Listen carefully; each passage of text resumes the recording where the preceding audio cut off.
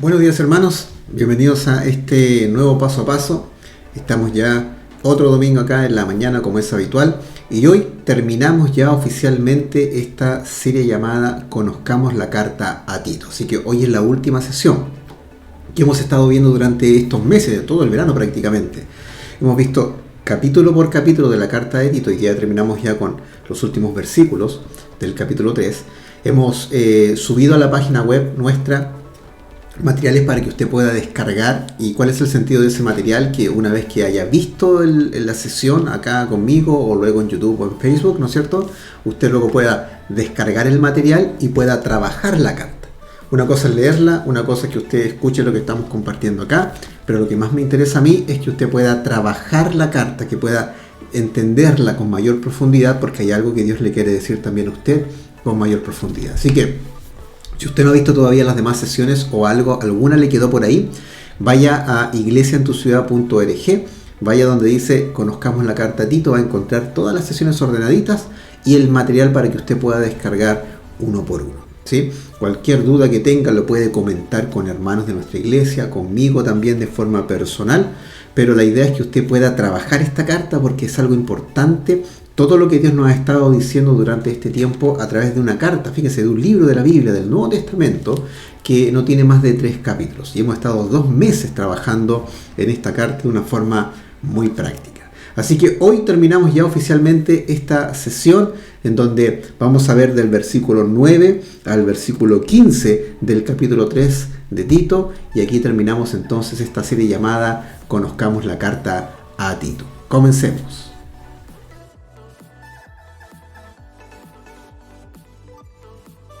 Pablo le está dando ya las últimas instrucciones a Tito en esta carta y obviamente Tito tenía que tomar esto, entenderlo, asimilarlo y aplicarlo luego en su liderazgo como pastor en la iglesia cristiana que estaba en Creta.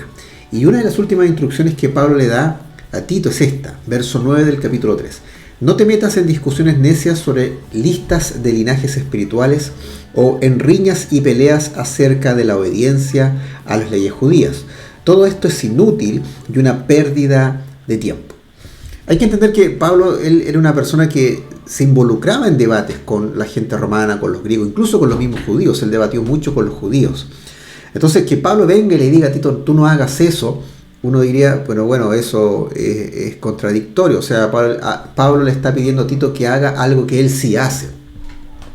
Pero entendiendo el contexto de la carta, lo que Pablo le está diciendo a Tito no es que no converse ese tipo de cosas, sino que no se meta en discusiones que a la larga no tienen sentido o son aporías. ¿Qué es una aporía? Para los griegos, las aporías son cualquier discusión o cualquier reflexión que no tenga ninguna salida o que no tenga ninguna conclusión que podamos verificar de alguna forma. Es una aporía de 2 vocablos griegos, poría, que viene de poreo, que significa camino, salida o sendero, ¿sí? Poros, la palabra poros de nuestra piel tiene que ver con salida, ¿sí? Y que es la privación en griego de ciertas cosas, o sea, algo sin salida, un camino que no puede uno avanzar y así. Entonces una aporía es un callejón sin salida, ¿sí? Entonces lo que Pablo le está diciendo a Tito es no te metas en estas discusiones o no te metas en aporías, no inviertas palabras en aporías con otras personas porque son cosas necias. ¿Y qué clase de necedades no tienes que involucrarte? Le dice a Tito. Cosas que estaban pasando en esa época en Creta y ahí obviamente en la iglesia. Primero, todo el mundo hablaba de las listas de linajes espirituales. ¿Cuáles? El texto no lo especifica, pero si entendemos un poco la cultura greco-romana, a ellos les gustaba mucho este tema esotérico, el tema de la idolatría, el tema del espiritismo. Entonces ahí se mezclaban muchas cosas y salían de repente corrientes, enseñanzas, doctrinas que llegaban a las iglesias y estas personas que no habían captado bien el evangelio o estaban ahí solamente para causar división, que después lo vamos a ver en el verso que viene, enseñaban o platicaban o dialogaban y eso iba de alguna forma desde envenenando la mente de las personas, de los miembros de esa congregación, o confundían a muchas personas que estaban partiendo en el evangelio. Entonces, primero ese tipo de discusiones, le dice Pablo a Tito, no inviertas ni energía, ni tiempo, ni palabra, olvídate de eso. o en riñas y peleas acerca de la obediencia a las leyes judías, que esto está en el capítulo 1, ¿se acuerda que lo vimos? Cuando algunos decían de que había que circuncidarse sí o sí, porque si no, no había salvación, no había fe real, no había conversión a Jesucristo. Entonces, Pablo le dice también en esa época, estas personas lo único que quieren hacer, judíos incluso, quieren confundir a las personas, es más, quieren sacar ganancias malavidas. Entonces, Pablo le está prácticamente recordando algo que ya le había dicho. No te involucres, no te metas, no inviertas ni energía, ni palabras, ni te desgastes en este tipo de aporías porque no sirven para nada. Es inútil y es una pérdida de tiempo. Ahora, desde el liderazgo, uno debe entender de que en ocasiones se encuentra, no en ocasiones, sino que muchas veces se encuentra con hermanos, hermanas, que vienen con preguntas sobre este tipo de cosas. Oiga, le dicen a uno, ¿será verdad que la reencarnación no existe? ¿Será verdad que en el cielo no nos vamos a percibir o a reconocer como nos reconocemos acá? ¿Será verdad de que en el cielo, dicen algunas religiones, vamos a tener un montón de esposas? ¿Será verdad que en el cielo, o será verdad que en el infierno la gente va a sufrir de esta forma? Y empiezan un montón de preguntas que son bien desde anecdóticas, interesantes, curiosas, y está bien, es curiosidad. Pero cuando yo me desgasto en eso, ahí está el problema. Yo no he sido llamado, y los que están en el liderazgo no han sido llamados a desgastarse en ese tipo de conversaciones. Uno tiene que aprender a ser inteligente, sabio en el Señor para poder volcar esa conversación a lo que es importante. ¿Y qué es lo importante en una iglesia local? El Evangelio de Jesucristo y obviamente la persona de Jesucristo. Entonces, no podemos enfrascarnos en conversaciones, por ejemplo, también. Está bien ir con corbata o sin corbata a la iglesia. Está bien que uno vaya sin la Biblia física o con el dispositivo para leer la Biblia a la iglesia. Esas conversaciones hoy en día realmente nos hacen perder tiempo. Pero si hablamos de cómo está nuestra vida ante Dios, qué clase de testimonio estamos dando donde estamos, donde Dios nos tiene, esas son conversaciones ya más desafiantes y que apuntan a la santificación, a la transformación. Apuntan al Evangelio. Entonces, hay muchas preguntas que surgen dentro de la iglesia, ¿sí? Incluso discusiones de tipo político, de tipo ideológico. Créame, usted las puede conversar, pero sepa cuándo y con quién, ¿sí? Porque no todo el mundo está preparado para conversar incluso lo que le está preguntando a usted, ¿sí? A veces no es la respuesta que andaban buscando, a veces no le van a entender, a veces usted lo van a descontextualizar. Créame, nosotros los seres humanos somos bien curiosos. Entonces, sepa cómo encauzar esas conversaciones para que su ministerio y su liderazgo no se aboque a aporías, ¿sí? Porque usted no ha sido llamado a resolver aporías, usted ha sido llamado a servir, a liderar, a guiar, a pastorear y en cualquier otra área que el Señor le tenga a usted, ¿sí? Entonces, sepa cómo encauzar esas conversaciones y evite enfrascarse en este tipo de aporías porque, como bien dice Pablo, son inútiles. O sea, no va a sacar nada de provecho, créame, no va a sacar nada de provecho, ni usted ni la persona incluso que le está preguntando. Y por último, son una pérdida de tiempo. Y créame que hoy en día lo más valioso que tenemos, una de las cosas más valiosas que tenemos en la vida, es el tiempo. Así que, si usted quiere optimizar su tiempo en el servicio a Dios, en su iglesia, en el liderazgo, evite esto. Encauce sí las conversaciones, pero usted sabe con quién conversar, con quién no darle más cuerda, con quién no dar más espacio, y usted también sabe qué personas también dentro de una iglesia local están de alguna forma generando este tipo de conversaciones que al final no edifican ni a ellos ni a la congregación. Todo esto es inútil y una pérdida de tiempo. Ahí tenemos que estar atentos, porque nuestra labor al momento de servir, liderar, es otra y no de esta índole. El verso 10 dice: si entre ustedes hay individuos que causan divisiones, dales una primera y una segunda advertencia. Después de eso, no tengas nada que ver con ellos, pues personas como esas se han apartado de la verdad y sus propios pecados las condenan. Aquí hay varios detalles importantes. Primero, Pablo le está diciendo a Tito, para que él haga el trabajo de observar esto, ¿sí? De que si hay personas, individuos, ojo, nunca es un grupo como tal, siempre son un individuo, dos personas que causan un revuelo dentro de una congregación o de un lugar, ¿ya? A veces hay personas que se acercan y dicen, no, hay un problema, es que todo el mundo dice, y si usted empieza a hilar más fino, se da dando cuenta que en realidad es uno o dos que dicen aquello, que supuestamente está mal o que se debería cambiar. Pero es muy fácil generalizar, pero siempre son individuos, nunca es un grupo completo, solamente el grupo sigue a un individuo o a un par de individuos. Entonces, Tito, ¿qué tenía que identificar? Que si hay individuos que causan divisiones, y aquí esto es interesante porque el concepto en griego para hablar de estas personas que causan divisiones es jairéticos, de ahí viene la palabra herético o herejía o herejes, que ahí está aplicado a la persona. O sea, si hay personas, y eso es lo que está diciendo en griego esto, si hay personas que están provocando herejías, ¿qué es una herejía? Es una distorsión de una verdad santa, en contexto bíblico. Una herejía es una distorsión y que en lo práctico causa una división. Cualquier tipo de herejía respecto al Evangelio es una distorsión del Evangelio y que causa división en el Evangelio. Entonces, nosotros tenemos que tener cuidado de que en las iglesias aparecen lamentablemente personas que son herejes o son heréticas o hablan herejía respecto a la Biblia y lo hacen de forma intencionada para causar una distorsión y para causar en lo pronto una división en la congregación, ¿sí? Entonces, lo que pasaba en la iglesia de Tito sigue pasando en las iglesias, ¿ya? Ahora, esto no es el fin del mundo para las iglesias.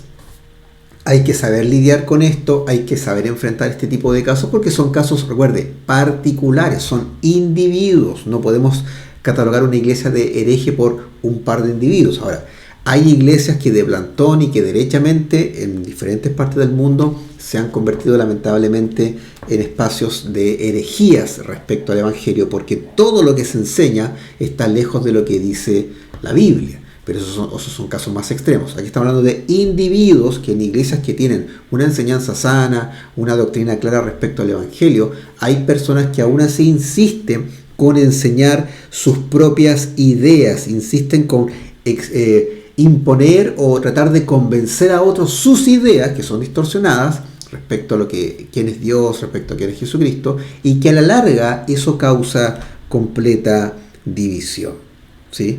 Entonces, aquí, ¿qué es lo que Pablo le aconseja a Tito? Primero, darles una advertencia. Oiga, ¿sabe qué, hermano? No, eso no es lo que dice la Biblia. ¿Sabe que eso no es lo que nos enseñó nuestro Señor Jesucristo? Cuidado, mire, yo le invito y usted repase eso. Ahí hay una oportunidad. Esa es una forma práctica. Segunda oportunidad, segunda advertencia. Hermano, ¿se acuerda que ya le dijimos? Esto no es así, esto no corresponde. Segunda advertencia. Pero fíjese que no hay una tercera advertencia. Dice Pablo, después de eso, no tengas nada más que ver con ellos. Entonces uno dirá, bueno, ¿qué hacemos? ¿Le hacemos la ley del hielo? ¿Lo echamos? ¿Sí?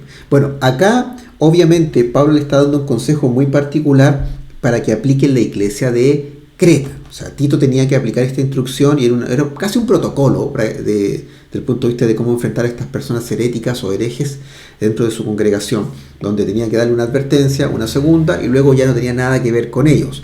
¿Cómo se interpreta eso que no tenía nada que ver con ellos? Pablo muchas veces usaba una expresión mucho más fuerte que decía, y se los entregué a Satanás, a personas que sencillamente le habían traicionado, que no habían querido entender cuál era el ministerio y obviamente se habían distorsionado de todo lo que comprendía la visión de ser misionero o ser un predicador o enseñar en ciertas iglesias. Entonces, ¿qué es lo que pasa acá? Pablo lo que está diciendo es, no tengas nada más que ver con ellos, o sea, desentiéndete de ellos, apártate de ellos, que ellos entiendan que no son parte de la congregación o de lo que como iglesia creemos, ¿sí? Y lo más probable es que o se van solos o en algún punto va a ser necesario que esas personas salgan de la comunidad. Y créame, esos casos existen, hay personas que deben salir de ciertas iglesias porque están causando mucho daño y hay que sacarlas, y esa es la verdad. Obviamente uno no quiere llegar a esos extremos, pero existen esas personas que están enseñando cosas que son completamente herejías del Evangelio y que están dañando familias enteras, como ocurría en la misma iglesia de Tito. Dañan a personas espiritualmente, emocionalmente, intelectualmente, laboralmente, económicamente, incluso personas que de forma muy inescrupulosa, ellos hacen un montón de cosas, dicen hartas cosas y al final sacan un beneficio para ellos, pero dañan en el camino a muchas personas. A esas personas obviamente se les puede hablar, se les puede advertir, se les puede intentar corregir, pero llega un punto en que si esa persona ya no demuestra un cambio o un acercamiento real a Jesucristo, lo mejor que puede hacer esa persona por ella y por la iglesia es que se retire de la iglesia. Ahora, cada iglesia tiene mecanismos y en ese sentido no podemos plantear un mecanismo único. Hay iglesias que tienen mecanismos quizás más tradicionales, hay otros que son más tolerantes, hay otros que a la primera y ya sabe que mejor no continúe. Cada iglesia tiene una cultura y un protocolo interno de cómo lidiar con estas situaciones, pero lo que sí es un común denominador es que nosotros como miembros de una iglesia local no podemos quedarnos callados y dejar que una persona que está hablando cosas que son barbaridades del Evangelio, distorsiones del Evangelio, y que vemos que está causando divisiones al interior de la iglesia, no podemos quedarnos callados. Tenemos que confrontar, ¿no es cierto?, con la verdad del Evangelio, con amor, pero obviamente con firmeza y la autoridad que viene de Jesucristo, ¿ya?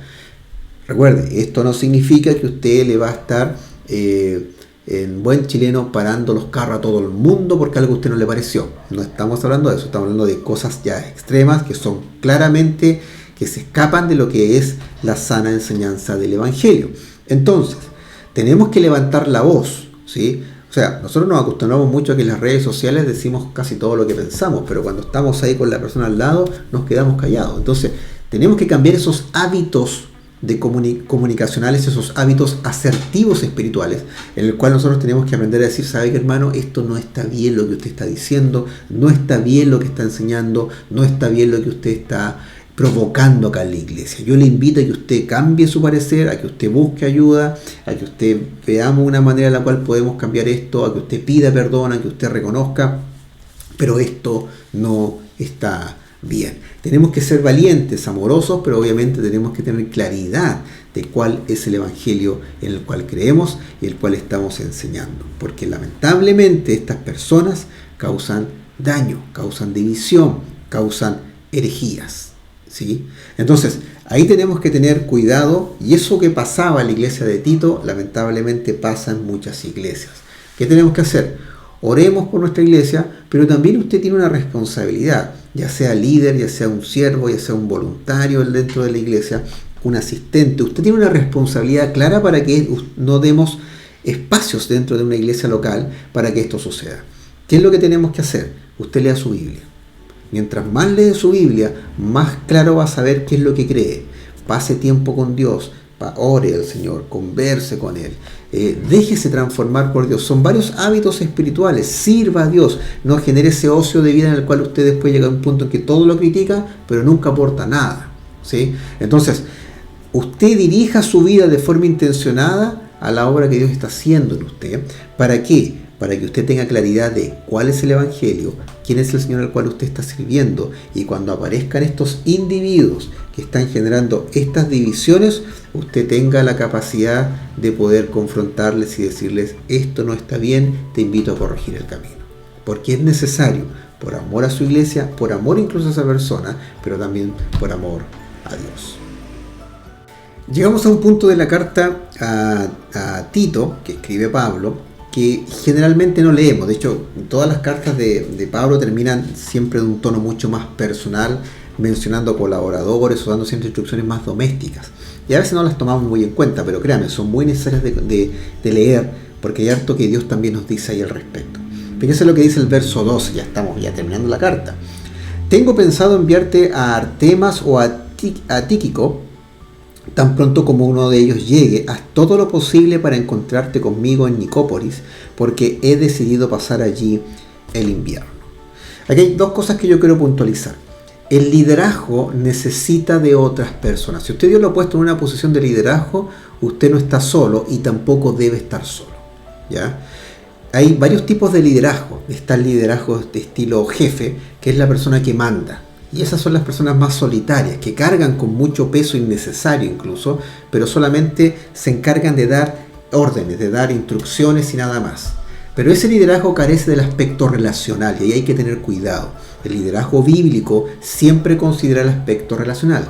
Debe pasar ese líder tiempo con las personas que está guiando. No es solamente llegar nomás, listo, yo llegué, aquí estoy, ya hago esto, haz lo otro, yo hago lo mío, luego nos vemos la próxima semana y continuamos. No funciona así.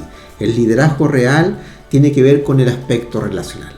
Pero también está el liderazgo que quizá es un poquito más ejecutivo, que ese liderazgo apunta un poco más a que las cosas funcionen, y está bien porque es un liderazgo mucho más práctico. Sin embargo, también no debe carecer del aspecto relacional, porque a lo mejor puede pasar tiempo con alguien desde el punto de vista de estar junto a alguien en la actividad, pero tampoco hay una preocupación mayor por las personas que está liderando o que está sirviendo. Ahí también hay que tener ojo, no basta con solamente hacer que las cosas funcionen, también es importante el liderazgo relacional. Pero luego está el liderazgo estilo Jesucristo, el liderazgo que Él nos enseñó, que es un liderazgo de siervo, es una persona que está a la par sirviendo y trabajando en su iglesia local con todas las personas, pero que asume una responsabilidad mayor y que muchas veces va solamente un paso más adelante que el resto, porque un líder, un buen líder, nunca va a llevar a las personas a un lugar que nunca ha ido él primero. Si usted como líder de oración invita, motiva e insiste en que la iglesia ore, pero usted no tiene una vida de oración, ahí usted no está dando ese paso primero para que los demás le puedan seguir a usted. Entonces, ¿qué es lo que sucede acá? Pablo siempre se hizo acompañar de muchas personas que siempre se mencionan al final de sus cartas. Por eso es importante que usted las lea. Y eso nos da a entender que el liderazgo no es algo de solitario. O sea, aquí Dios me puso en esta posición de liderazgo, aquí yo solito nomás, los demás tranquilo, aquí yo me encargo. No funciona así. Usted necesita de personas que le aconsejen, que le corrijan, que le dan una perspectiva nueva. Los líderes, todos los líderes de iglesia, por mucha experiencia que tengan, por mucha conocimiento que tengan, todos los líderes de las iglesias locales tienen algo que se llaman puntos ciegos. Y ahí en esos puntos ciegos son puntos que usted ni siquiera sabe que están ahí, porque son puntos ciegos. Son puntos que a usted no les permiten ver ciertos aspectos. ¿Qué necesita ahí? Personas que le rodeen, que le bendigan, que le hagan ver esos puntos ciegos, tanto suyos como también de su gestión en el liderazgo. Entonces, un liderazgo sano se hace acompañar por otras personas, por otros líderes, por otros hermanos, por otros confidentes, por la iglesia en general. Eso da una buena señal de su parte, porque usted lo hace cercano, usted lo hace eficiente y eficaz, a usted lo hace una persona auténtica e incluso usted es mucho más productivo, porque como tiene contacto constante con las personas que está sirviendo y está liderando, usted tiene de fuente ahí, de buena fuente de ahí, de una fuente primera, sabe lo que realmente necesita la iglesia, sabe hacia dónde Dios está trabajando y usted luego se está sumando a eso. En otras palabras, nos conviene que nuestro liderazgo sea acompañado por alguien más o por otras personas que nos puedan ir ayudando en este rol, en este ministerio en el cual Dios nos ha dado.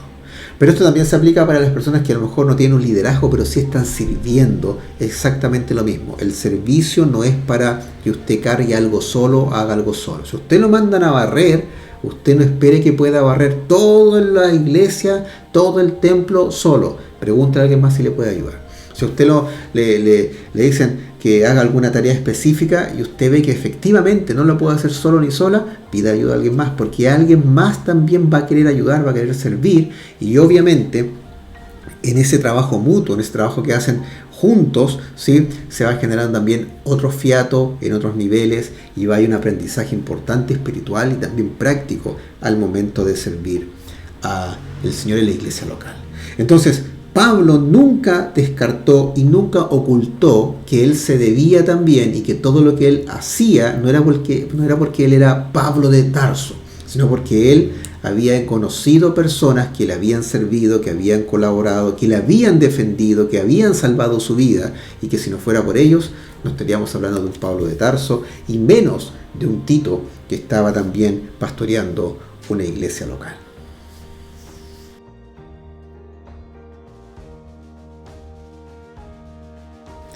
Entonces el verso ya 13 dice: haz todo lo que puedas para ayudar al abogado de Zenas y a Apolos en su viaje, dos personas más que Pablo conocía y que también iban a ser parte quizás en cierto momento del ministerio de Tito, ¿sí? Asegúrate que se les dé todo lo que necesiten. Hay un principio importante de hospitalidad, de generosidad, de servicio, de amor, ¿sí? 14, y esto es importante: los nuestros tienen que aprender a hacer el bien al satisfacer las necesidades urgentes de otros. Entonces no serán personas improductivas. Muchas veces uno se encuentra personas que dicen: no sé qué hacer en la iglesia, no sé cuál es mi llamado, me gustaría hacer esto, pero no sé. ¿Sabe qué? Esas personas con el tiempo, si no dan el paso en realidad, no el pie, el paso para encontrar el llamado de Dios, porque hay un llamado, sus habilidades, porque hay habilidades de parte de Dios, cuál es su área de servicio dentro de la iglesia, porque tienen un área de servicio, con el tiempo se va a producir una sensación o una conciencia de improductividad, de que no son personas útiles en la iglesia local.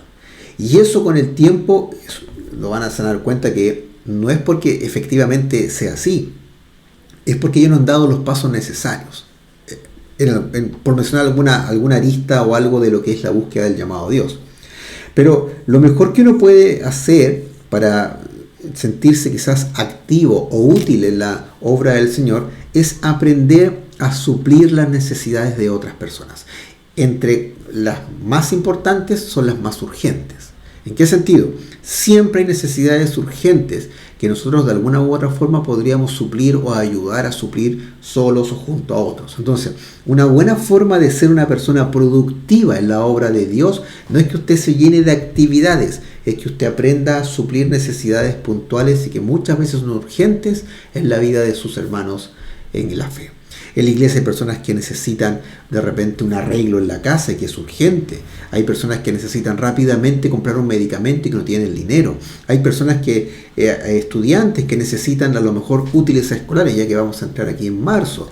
Hay personas que necesitan algo de verdura en el mes, no tienen de dónde comprar verdura, y hay personas que necesitan eso para alimentar a su familia, a sus hijos. O sea, siempre hay una necesidad urgente que a lo mejor usted va a tener la posibilidad de poder suplir o puntualizar y hacer ver para que usted junto a otras personas también lo puedan hacer. De esa forma, usted va a ser una persona productiva al servicio de sus hermanos en su iglesia local, ¿sí?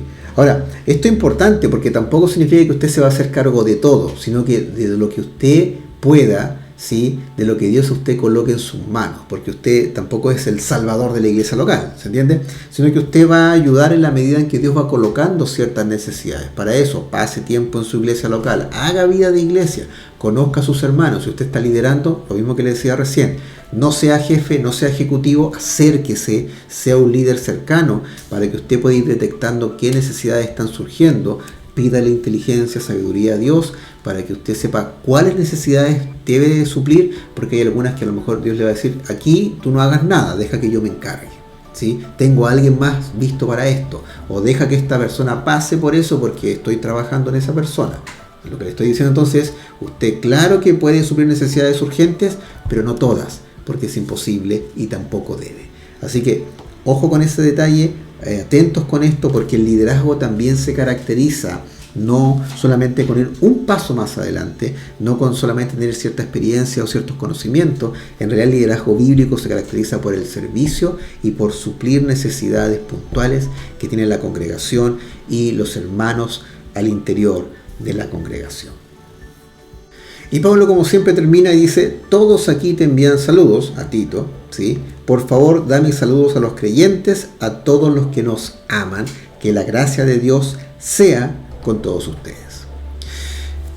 Solamente decir lo siguiente: en el liderazgo es importante animarse, es importante que usted pueda de alguna forma hacer ver que está cerca de estas personas, de los hermanos de su iglesia, ¿sí? Y es importante reconocer también de que a usted hay muchas personas que le aman en el Señor, ¿sí? Hay muchas personas que le estiman, que le respetan, que le honran. Hay muchas personas que usted lo tienen como un referente, ya sea que esté liderando, que esté sirviendo. Y eso tiene que atesorarlo, tiene que darle gracias a Dios, porque eso es gracias a Dios, a la obra que Él está haciendo en su vida, ¿sí? Y obviamente usted tiene que retribuir en servicio, en amor, en entrega, en excelencia, en un liderazgo sano, en un liderazgo que se base efectivamente en el Evangelio, ¿sí? Porque hay personas que a usted le aman mucho, que oran por usted, que se preocupan por usted, que han suplido ciertas necesidades y que le han ofrecido su ayuda porque usted está ahí y Dios le tiene ahí, ¿sí? Y al mismo tiempo, eso usted también lo expresa en ánimo y también en saludos de este estilo. Oye, saluda a todas las personas, saludos a mis hermanos, a todos los que nos aman, nosotros también les amamos. Que la gracia de Dios sea con todos ustedes. Y el liderazgo sano se basa siempre en la gracia de Dios, en todo lo que nosotros no merecemos, pero que de igual forma Dios nos entrega para que podamos servir, para que podamos liderar, para que podamos suplir necesidades dentro de la iglesia. Entonces recuerde esto, que nunca se lo olvide. Si usted está liderando, es por la gracia de Dios. Si usted está sirviendo, aunque usted quizás lo pueda ver como algo poco según lo que está haciendo, es por la gracia de Dios. Si usted pertenece a una iglesia local, es por la gracia de Dios. La gracia de Dios es la que usted le mantiene de pie, respirando, le mantiene con un corazón, con una devoción hacia Él. Usted puede tener una fe en Jesucristo, usted tiene seguridad en la vida eterna, la resurrección, ¿no es cierto? Donde usted luego va a estar reinando con Jesucristo. La gracia de Dios nos da todos los días muchas cosas que nosotros no merecemos, que nosotros no pedimos y que nosotros no imaginamos. Todo lo que hacemos en la iglesia local es por la gracia de Dios. Por esa razón yo le digo que la gracia de Dios sea con usted que está sirviendo, que está buscando su llamado, que está liderando. Porque sin la gracia de Dios, créame, no podemos hacer absolutamente nada. Y así concluimos entonces esta serie que comenzamos en enero. Imagínense, 2 meses hablando de 3 capítulos del libro de Tito. Vimos hartas cosas. Descargue los materiales en iglesiaentuciudad.org. De hecho, acá en la descripción abajito va a estar el link donde usted puede descargar material por material, ver todos los videos de repaso, comparta los videos, comparta los materiales. Así que yo le felicito si usted pudo ver todos los videos, todas las sesiones, pero le felicito aún más y le bendigo más todavía si usted trabajó también los materiales, ¿ya? Esto es como dice Jesucristo, no basta con ser solamente personas que escuchen, tenemos que aplicar esto también, tenemos que hacerle caso a lo que Él nos está diciendo.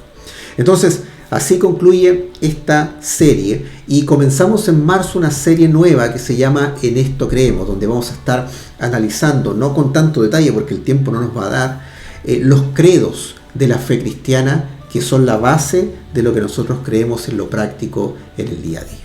Pero aquí hay una novedad. Y aquí quiero que me coloque mucha atención. Esta información ya se las hemos dado a los líderes de grupo pequeño para que la transmiten a sus integrantes de cada grupo, pero también lo hacemos extensivo para todos los que nos siguen también en las redes sociales. El paso a paso va a tener un cambio de día y de horario.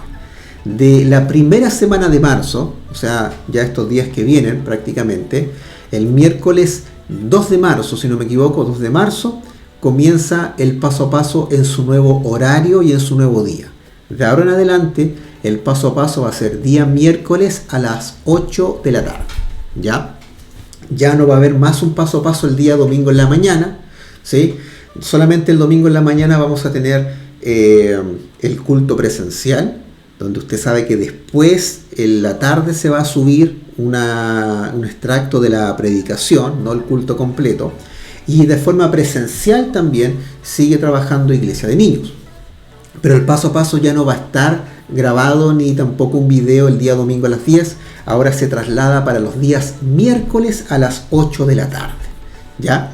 Así que para que usted se prepare, este miércoles comenzamos entonces con esta serie nueva, el miércoles a las 8 de la tarde. Ahora, usted dirá, pero bueno, yo tengo grupo pequeño. Bueno, justamente la información se la dimos a los líderes de grupo pequeño para que ningún grupo pequeño se reúna el día miércoles, sino que cambien sus horarios, ¿sí? Los cambiemos para que el día miércoles quede libre y todos podamos ser partícipes del paso a paso en la transmisión que va a ser en vivo, no va a ser grabada. Usted va a poder interactuar conmigo, va a poder comentar, saludar, hacer preguntas. Yo voy a poder ahí hablar con usted a través del chat, de los comentarios. Así que recuerde eso, el paso a paso va a ser en vivo los días miércoles a las 8 de la tarde. Así que le espero, porque hay hartas personas que se deberían estar sumando a esta transmisión, y también, como siempre le digo, comparta la transmisión con personas que necesitan escuchar cada una de estas sesiones. Así que yo me despido, le dejo y espero que el Señor le siga bendiciendo en este nuevo mes que ya está a punto de comenzar. Un abrazo y que el Señor le bendiga.